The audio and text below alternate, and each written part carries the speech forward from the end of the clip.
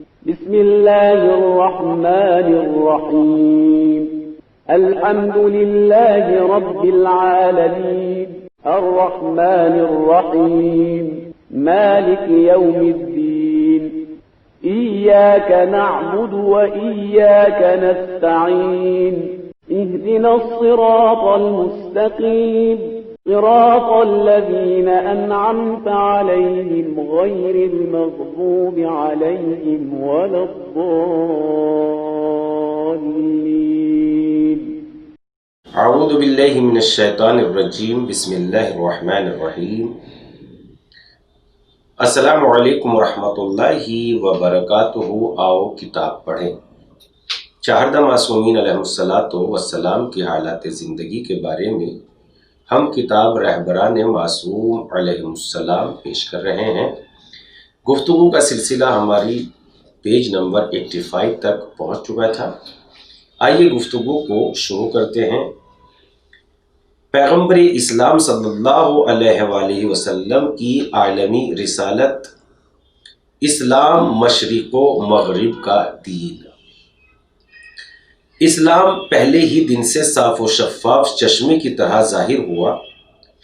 رفتہ رفتہ اس کی وسعتوں اور گہرائیوں میں اضافہ ہوتا گیا. آخر میں ایک رواں دواں دریا کی شکل اختیار کر گیا اور بشریت کی مختلف سرزمینوں کی آبیاری کرتا رہا اور تشنہ لب انسانیت کو سیراب کرتا رہا، اور آج بھی پھیلتا جا رہا ہے، وسیع تر اور عمیق تر ہوتا جا رہا ہے، اور اس بات پر قادر ہے کہ غلط رسم و رواج کی کثافتوں سے آدمیت کو پاک و پاکیزہ کر دے اور منزل ہدایت کی رہنمائی کرے. سامراج کی سیاسی سازشوں کے باوجود اسلام آگے بڑھ رہا ہے. دشمنوں کے غلط پروپیگنڈے اور اسلام کو نابود کرنے کی تمام کوششیں اسلام کو بڑھنے سے روک نہ سکیں. اسلام کے ہاتھوں میں عمومیت اور کامیابی کی کلید ہے، جس کی بنیاد پر وہ دستور اور قوانین بناتا ہے. وہ راز اور وہ رمز یا اسلام فطرت انسانی سے ہم آہنگ ہے، جو فطرت تمام انسانوں میں یکسر طور پر پائی جاتی ہے اور جس پر ان کی زندگی قائم ہے. اس بنا پر جو لوگ یہ کہتے ہیں کہ مشرق مشرق ہے اور مغرب مغرب، مشرقی پیغمبر مغربی لوگوں کی ہدایت نہیں کر سکتا، وہ لوگ زبردست اشتباہ کا شکار ہیں، کیونکہ مشرق اور مغرب فطرت کے لحاظ سے یکساں ہیں. جس طرح مشرقی لوگوں کو دین فطرت کی ضرورت ہے، اسی طرح مغرب والوں کو بھی دین فطرت کی ضرورت ہے. حضرت صلی اللہ علیہ وآلہ وسلم نے مکے سے تمام دنیا کو اسلام کی دعوت دی. جب مکے کی تاریک فضا میں ہمارے پیغمبر کے ذریعے توحید کا نعرہ بلند ہوا، توحید کے علمدار کی نظر میں صرف خطہ حجاز اور مکے کی اصلاح نہیں تھی. وہ اس بات پر مامور تھے کہ اپنی عالمی رسالت کی ابتدا مکے کے ماحول سے کرے. اس بات پر گواہ پیغمبر اسلام کا وہ جملہ ہے جو انہوں نے اپنی رسالت کے آغاز میں فرمایا. اپنی رسالت کے آغاز میں اپنے رشتہ داروں سے فرمایا تھا، انی رسول اللہ الیکم خاصۃ والی الناس عامہ. میں یقیناً اللہ کا نمائندہ ہوں، خاص کر تم لوگوں کے لیے اور بقیہ تمام لوگوں کے لیے. اس طرح قرآن مجید کی آیتیں بھی اس حقیقت کی تائید کرتی ہے. یہ آیتیں ملاحظہ ہوں. قل بسم اللہ الرحمن الرحیم قل یا ایہا الناس انی رسول اللہ الیکم جمیعا. کہہ دیجئے اے لوگوں، میں یقیناً تم سب لوگوں کے لیے اللہ کا رسول ہوں. اس کے بعد ارشاد ہوتا ہے، وما ارسلناک الا رحمتا للعالمین. ہم نے آپ کو ساری کائنات کے لیے رحمت بنا کر بھیجا. سورہ انبیاء آیت نمبر 107. اس کے بعد ارشاد ہوتا ہے، وَأَوْحِيَ إِلَيَّ هَذَا الْقُرْآنَ لِأُنذِرَكُم بِهِ وَمَن بَلَغَ. یہ قرآن میری طرف وحی کیا گیا ہے تاکہ اس کے ذریعے تمہیں اور دوسرے تمام لوگوں کو عذاب الہی سے ڈراؤں. سورہ مبارکہ انعام آیت نمبر 19. ان آیات سے یہ بات واضح ہو جاتی ہے کہ پیغمبر اسلام کی عالمی رسالت مدینہ آنے اور اسلام پھیلنے کے بعد نہیں شروع ہوئی ہے، بلکہ حضرت کی دعوت پہلے ہی دن سے تمام لوگوں اور تمام جگہوں کے لیے تھی۔ حضرت امام جعفر صادق علیہ السلام نے ایک شخص کے جواب میں ارشاد فرمایا جس نے یہ سوال کیا تھا کہ قرآن جس قدر پڑھا جاتا ہے جتنا اس کا درس دیا جاتا ہے پھر بھی تازہ ہے، خداوند عالم نے قرآن کسی خاص زمانے یا کسی خاص گروہوں کے لیے نازل نہیں کیا، لہذا وہ قیامت تک ہر زمانے میں اور ہر ایک کے لیے تازہ رہے گا۔ ایک اور دلیل، ہجرت کے 6 سال پیغمبر اسلام نے اپنے نمائندے دنیا کے مختلف سربراہوں کے پاس بھیجے۔ ان کے ہمراہ ایک خط بھی بھیجا جس کی پیشانی پر محمد رسول اللہ چمک رہا تھا۔ ان تمام خطوط میں بس ایک مضمون تھا کہ تمام لوگوں کو توحید اور اسلامی برادری کی دعوت دی گئی تھی۔ پیغمبر اسلام کے تمام نامے خدا کے حکم سے لوگوں کو متوجہ کرنے کے لیے تھے، لہذا اس کا خاطر خواہ اثر ہوا اور حق کے متلاشی اور با انصاف لوگوں نے دین اسلام قبول کر لیا، جیسے نجاشی، مقوقش وغیرہ۔ پیغمبر اسلام کے تبلیغی خطوط یکجا کرنے کے سلسلے میں جو تحقیقات کی گئی ہیں ان سے یہ پتہ چلتا ہے کہ حضرت نے تقریباً 62 خطوط بادشاہوں، قبائل کے سرداروں اور بادیہ نشینوں کو لکھے ہیں، جن میں اسلام کی دعوت دی ہے۔ 29 خطوں کے متن تاریخ میں موجود ہے۔ پیغمبر اسلام کے خطوط پر ایک نگاہ کرتے ہیں۔ ایران کے بادشاہ کسریٰ کے نام، بسم اللہ الرحمن الرحیم، خدا کے رسول محمد کی طرف سے فارس کے سربراہ کسریٰ کے نام، سلام ہو سالکان ہدایت پر، خدا اور اس کے رسول کے ماننے والوں پر، اور اس پر جو خدا کی یکتائی اور اس کے بندے محمد کی رسالت کی گواہی دے۔ میں تمہیں خدا کے حکم سے اسلام کی دعوت دیتا ہوں۔ میں تمام لوگوں کے لیے خدا کا رسول ہوں، تاکہ زندہ دلوں کو عذاب الہی سے ڈراؤں اور منکرین کے پاس کوئی عذر باقی نہ رہے۔ اسلام قبول کر لو تاکہ صلح و سلامتی کے حصار میں آ جاؤ، اور اگر روگردانی کرو گے تو مجوسیوں کا گناہ تمہارے سر پر ہے۔ روم کے بادشاہ ہرقل کے نام، بسم اللہ الرحمن الرحیم، میں تمہیں اسلام کی دعوت دیتا ہوں۔ اگر اسلام کے دائرے میں داخل ہو جاؤ گے تو فائدہ و نقصان میں مسلمانوں کے شریک ہو، ورنہ لوگوں کو آزاد کر دو تاکہ وہ اسلام قبول کرنے یا خراج ادا کرے، تم ان کی راہ میں حائل نہ ہو۔ پیغمبر اسلام کے خطوط صرف بادشاہوں سے مخصوص نہ تھے، بلکہ حضرت نے مختلف گروہ اور مختلف مذاہب کو بھی خطوط ارسال کیے تاکہ سب کے سب انسانیت کے افق پر اسلام کے نیر طابع سے واقف ہو جائیں۔ یمامہ کے سربراہ کے نام، بسم اللہ الرحمن الرحیم، یہ خط پیغمبر محمد کی طرف سے حوزہ کے نام، سلام ہو ان پر جو رہنمایان دین کی رہنمائی اور ہدایت کی پیروی کریں۔ اے یمامہ کے سربراہ، یہ جان لو کہ میرا دین وہاں تک ترقی کرے گا جہاں تک انسان کے امکان میں ہے، لہذا دین اسلام قبول کر لو تاکہ سلامت رہو۔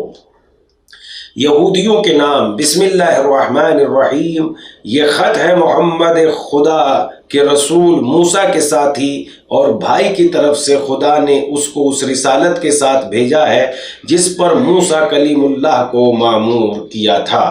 تم کو خدا کی اور ان پاکیزہ لوحوں کی قسم جو طور سینا پر جناب موسیٰ پر نازل ہوئی تھی، کیا تم نے اپنی آسمانی کتابوں میں قوم یہود اور تمام لوگوں کی جانب سے میری رسالت کا تذکرہ پڑھا ہے؟ اگر ایسا ہے تو خدا سے ڈرو اور اسلام قبول کر لو، اگر تم نے نہیں پڑھا تو کوئی بات نہیں۔ نجران کے اسقف کے نام، خدائے معبود اور خدائے ابراہیم کے نام سے یہ خط ہے خدا کے پیغمبر محمد کی طرف سے اسقف نجران کو۔ میں تم کو لوگوں کی عبادت سے خدائے واحد کی عبادت و پرستش کی طرف دعوت دیتا ہوں۔ اسلام کا پیغام پہنچانے میں ہماری ذمہ داری۔ دین اسلام کی دن دنی رات چوگنی ترقی پیغمبر اسلام اور ان کے وفادار اصحاب کے دن رات انتھک کوششوں کا نتیجہ ہے۔ پیغمبر اسلام نے اسلام کی تبلیغ میں دو منظم طاقتوں سے استفادہ کیا، ایک ایسے زبردست مقررین جنہوں نے باقاعدہ دین اسلام کو سمجھا تھا اور دل و جان سے حضرت پر عاشق تھے، دوسرے وہ خطوط جو اسلام کی حیات آفریں اور جامع تعلیمات کے ترجمان تھے۔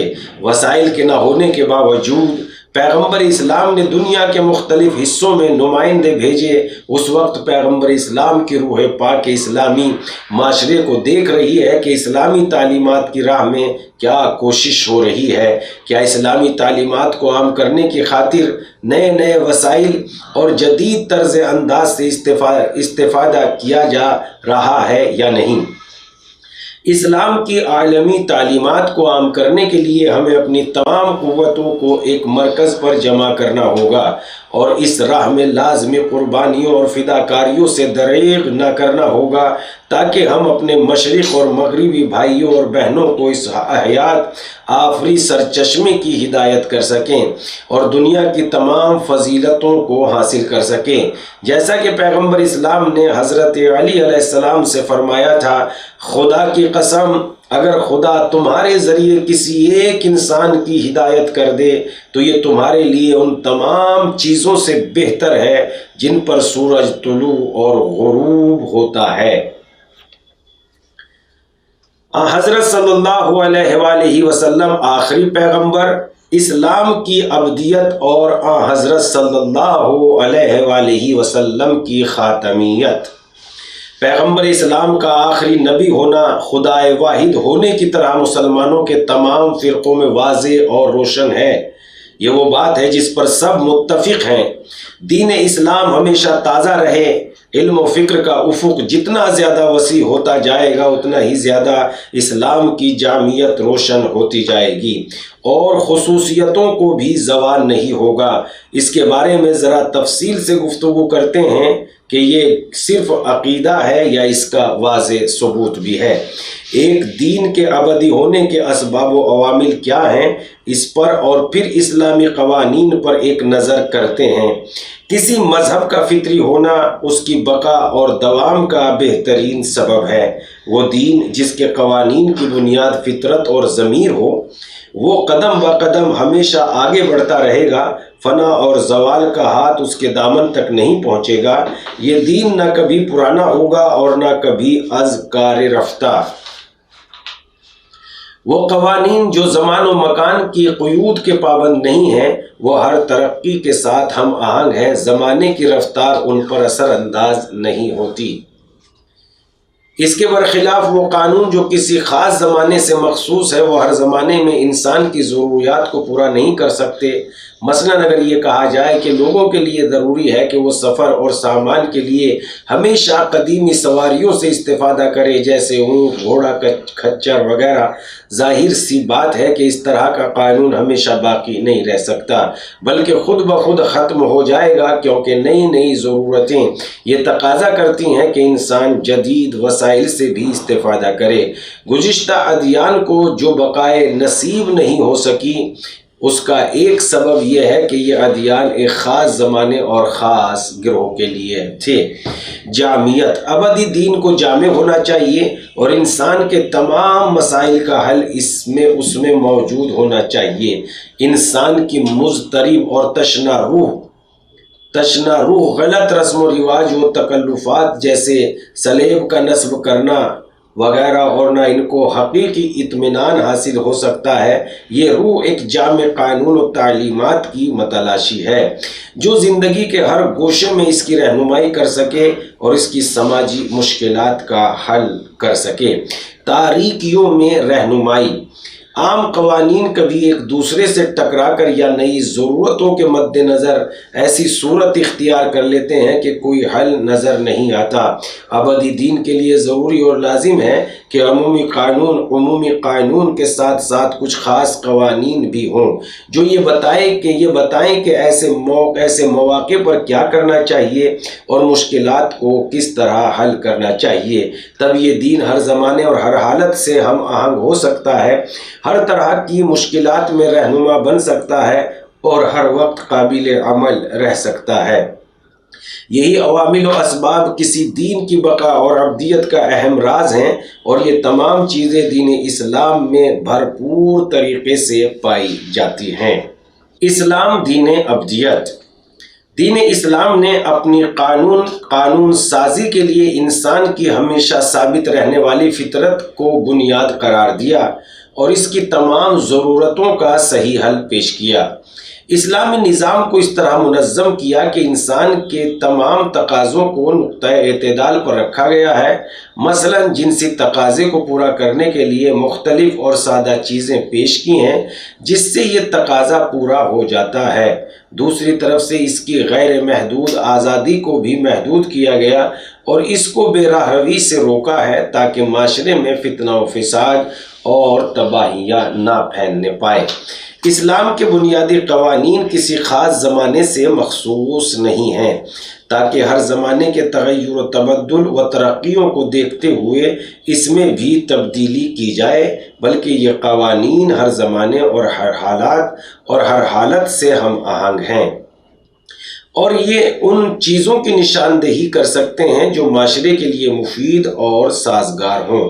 اسلام کے جہاد کے نظام میں یہ نہیں ملتا کہ اسلام نے اس زمانے میں موجودہ وسائل پر اصرار کیا ہو، مثلا جنگ ہمیشہ تلوار سے ہونا چاہیے، بلکہ عمومی طور پر یہ حکم دیا ہے کہ دشمن کے مقابلے میں قوت و طاقت جمع کرو تاکہ اپنی زندگی کے حقوق کا دفاع کر سکو اور دشمنوں پر غلبہ حاصل کر سکو۔ یہ ایک کلی اور جامع قانون ہے جو ہر طرح کی ترقی سے ہم آہنگ ہے اور ہر وقت رہنمائی کر سکتا ہے۔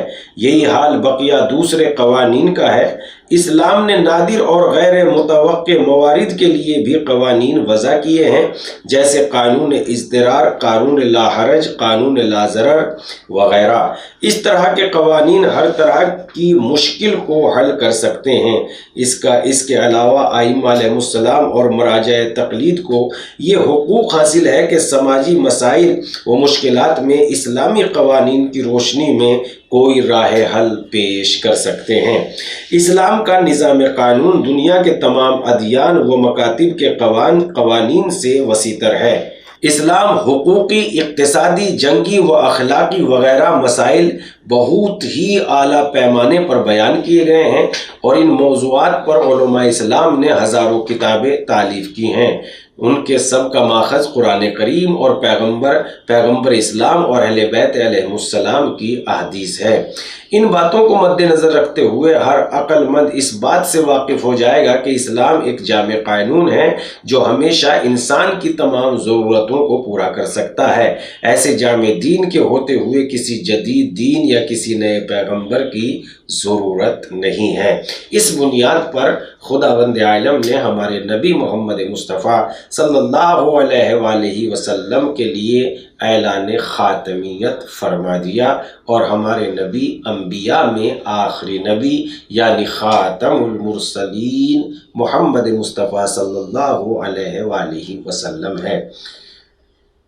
گفتگو تمام ہو گئی ہے اور وقت بھی مکمل ہو گیا ہے۔ گزارش ہے کہ ہماری اس گفتگو کو دوسروں تک پہنچا دیجئے، نشر و اشاعت میں آپ ہمارا ساتھ دیجئے تاکہ راہ سعادت دونوں کو نصیب ہو جائے۔ والسلام۔